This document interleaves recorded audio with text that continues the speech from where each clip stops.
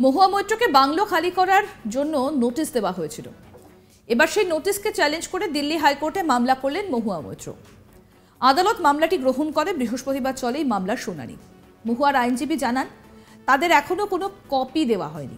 সেই প্রত্যাখ্যানের উপর ভিত্তি করেই আদেশটি বাতিল করা হয়েছে। প্রসঙ্গত বলি, মহুয়া মৈত্রকে সরকারি বাংলো খালি করার আলটিমেটাম দেওয়া হয় বুধবার। এজন্য তাকে আরেকটি নোটিশ পাঠানো হয়।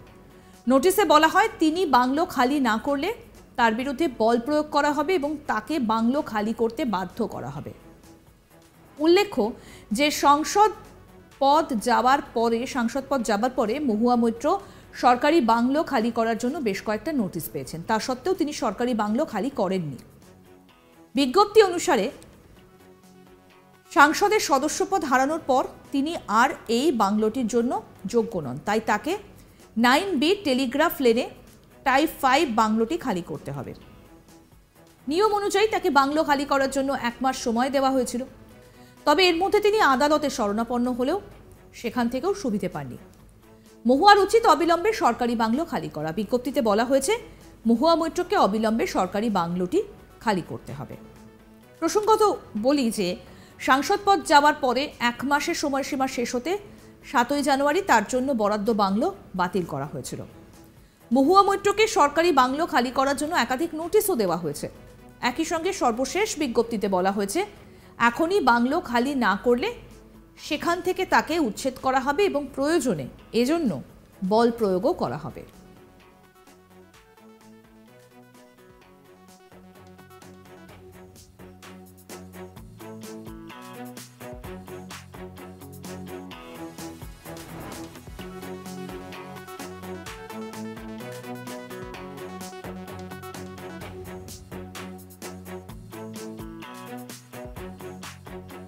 ডাইরেক্টরেট অফ এস্টেটস তাকে এই নোটিশ পাঠিয়েছে। অর্থাৎ ডাইরেক্টরেট অফ এস্টেটের তরফ থেকে তাকে এই নোটিশটা পাঠানো হয়েছিল। 2023 সালের ডিসেম্বরে লোকসভা থেকে বহিষ্কৃত তৃণমূল সাংসদ মহুয়া মৈত্রকে মঙ্গলবার তার সরকারি বাংলো অবিলম্বে খালি করতে বলা হয়েছিল। এস্টেট অধিদপ্তর এই নির্দেশ দিয়েছে। টিএমসি নেত্রীকে তার সাংসদ পদ থেকে সরিয়ে দেওয়ার পর 7ই জানুয়ারির মধ্যে বাড়িটা খালি করতে বলা হয়েছিল। 8ই জানুয়ারি কেন তার সরকারি বাসস্থান খালি করেননি সেই সম্পর্কে 3 দিনের মধ্যে তার জবাব চেয়ে একটা নোটিশ জারি করে। 12ই জানুয়ারি তাকে আরেকটি নোটিশ জারি করা হয়। কখন সরকারি বাংলো খালি করতে হয়? টেলিগ্রাফ লেনে একটি সরকারি বাংলো পেয়েছিলেন টিএমসি নেত্রী মহুয়া মৈত্র। আইন অনুযায়ী সংসদ সদস্যপদ ছাড়ার পর সংসদ সদস্যরা 1 মাস সরকারি বাসভবনে থাকতে পারেন। এরপর তাদের বাংলো খালি করতেই হবে। সংশোধিত আইন অনুযায়ী সরকারি বাসভবন থেকে অননুমোদিত ব্যক্তিদের উচ্ছেদের 3 দিন আগে এস্টেট অফিসার কারণ দর্শানোর নোটিশ দিতে পারেন। আগে এই মেয়াদ ছিল 60 দিন। মহুয়া মৈত্র সংসদে প্রশ্ন করার জন্য টাকা নেওয়ার অভিযোগে তার সংসদ সদস্যপদ হারান। প্রসঙ্গত বলি, নদিয়ার কৃষ্ণনগরের তৃণমূল সাংসদ মহুয়া মৈত্রের বিরুদ্ধে নগদ টাকা এবং অর্থের বিনিময়ে আদানি ইস্যুতে সংসদে প্রশ্ন করার অভিযোগ ওঠে। ঘটনার তদন্ত শুরু করে এথিক্স কমিটি। তদন্তে নেমে নিজের লোকসভার লগইন পাসওয়ার্ড শেয়ার করার অভিযোগে মহুয়াকে বহিষ্কারের সুপারিশ করেন এথিক্স কমিটির চেয়ারম্যান। জানা যায়, টিএমসি সাংসদ মহুয়া মৈত্রের লোকসভা পোর্টালের লগইন আইডি ও পাসওয়ার্ড শুধু দুবাই থেকেই নয়, আমেরিকা, নিউ জার্সি ও বেঙ্গালুরু থেকেও তা ব্যবহার করা হয়। কেন্দ্রীয় ইলেকট্রনিক্স অ্যান্ড ইনফরমেশন টেকনোলজি মন্ত্রক সূত্রে খবর, সাংসদ মহুয়া মৈত্র যেদিন কলকাতা ও দিল্লিতে ছিলেন সেদিনই তার লগইন আইডি ও পাসওয়ার্ড ব্যবহার করা হয়েছিল দুবাইয়ের পাশাপাশি বেঙ্গালুরু ও নিউ জার্সি থেকেও। যদিও আগেই মহুয়া স্বীকার করেন যে তিনি ব্যবসায়ী দর্শন হীরানন্দানীকে তার লোকসভা পোর্টালের লগইন আইডি এবং পাসওয়ার্ড দিয়েছিলেন। যদিও একই সঙ্গে মহুয়া এও জানিয়েছিলেন যে তিনি ব্যবসায়ী হীরানন্দানীকে তার লগইন আইডি ও পাসওয়ার্ড দিলেও হীরানন্দানী নিজে কোনো প্রশ্ন উত্তর পোস্ট করেননি। সম্ভবত তার অফিসের কেউ প্রশ্নমালা টাইপ করে পোস্ট করেছিলেন।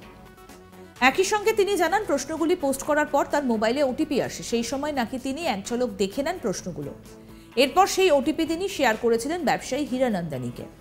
তারপর সেই প্রশ্নগুলি লোকসভার ওয়েবসাইটে পোস্ট করা হয়। তাই মহুয়ার মতে ব্যবসায়ী হীরানন্দানী তার লগইন আইডি ও পাসওয়ার্ড ব্যবহার করার অভিযোগ ভিত্তিহীন। এরপর 8ই ডিসেম্বর সংসদে পেশ করা পেশ হয় বহু প্রতীক্ষিত এথিক্স কমিটির রিপোর্ট। 495 পাতার সেই রিপোর্ট পেশ করা হয় লোকসভার স্পিকার ওম বিড়লার কাছে। তারপর প্রায় আধ ঘন্টার মধ্যে নির্ধারিত হয়ে যায় মহুয়া মৈত্রের সাংসদ ভাগ্য। ধ্বনি ভোটের মাধ্যমে খারিজ হয়ে যায় মহুয়ার সাংসদ পদ, যদিও বিরোধীদের দাবি মেনে এ নিয়ে কোনো আলোচনাও হয়নি। এছাড়া মহুয়া মৈত্রকে তার আত্মপক্ষ সমর্থনে কিছু বলতেও দেওয়া হয়নি।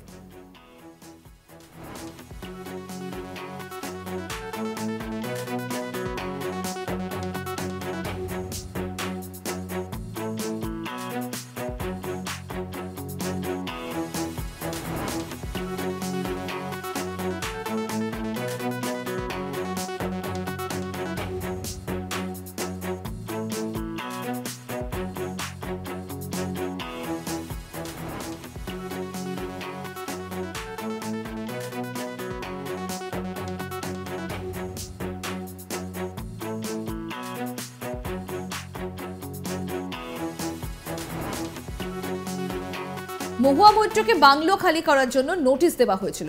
এবার সেই নোটিশকে চ্যালেঞ্জ করে দিল্লি হাইকোর্টে মামলা করলেন মহুয়া মৈত্র।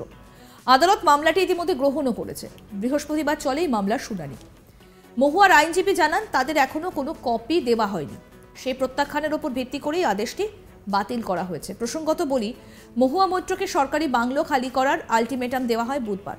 এজন্য তাকে আরেকটি নোটিশ পাঠানো হয়। নোটিশে বলা হয়, তিনি বাংলো খালি না করলে তার বিরুদ্ধে বল প্রয়োগ করা হবে এবং তাকে বাংলো খালি করতে বাধ্য করা হবে। উল্লেখ্য, যে সাংসদ পদ যাবার পরে মহুয়া মৈত্র সরকারি বাংলো খালি করার জন্য বেশ কয়েকটা নোটিশ পেয়েছেন। তা সত্ত্বেও তিনি সরকারি বাংলো খালি করেননি। বিজ্ঞপ্তি অনুসারে সংসদের সদস্যপদ হারানোর পর তিনি আর এই বাংলোটির জন্য যোগ্য নন। তাই তাকে 9B টেলিগ্রাফ লেনে টাইপ 5 বাংলোটি খালি করতে হবে। নিয়ম অনুযায়ী তাকে বাংলো খালি করার জন্য 1 মাসের সময় দেওয়া হয়েছিল। তবে এর মধ্যে তিনি আদালতে শরণাপন্ন হলেও সেখান থেকেও সুবিধে পাননি। মহুয়ার উচিত অবিলম্বে সরকারি বাংলো খালি করা। বিজ্ঞপ্তিতে বলা হয়েছে, মহুয়াকে অবিলম্বে সরকারি বাংলোটি খালি করতে হবে।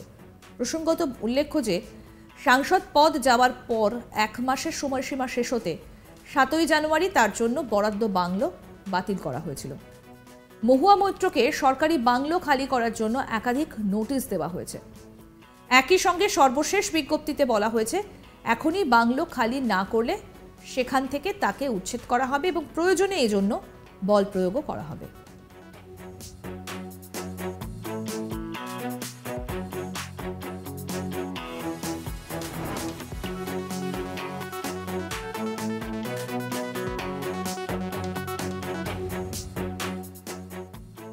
ডাইরেক্টরেট অফ এস্টেটস তাকে এই নোটিশ পাঠিয়েছে। এরপর মহুয়া মৈত্র কি করেন নজর থাকবে আমাদের। আরও আপডেট পেতে আজ তাক বাংলার ইউটিউব চ্যানেল সাবস্ক্রাইব করুন, নোটিফিকেশন পেতে বেল বাটন অপশন প্রেস করুন। এই ভিডিও সম্পর্কে আপনাদের মতামত জানান, কমেন্ট করুন, শেয়ার করুন, হোয়াটসঅ্যাপে ফলো করুন আজ তাক বাংলা।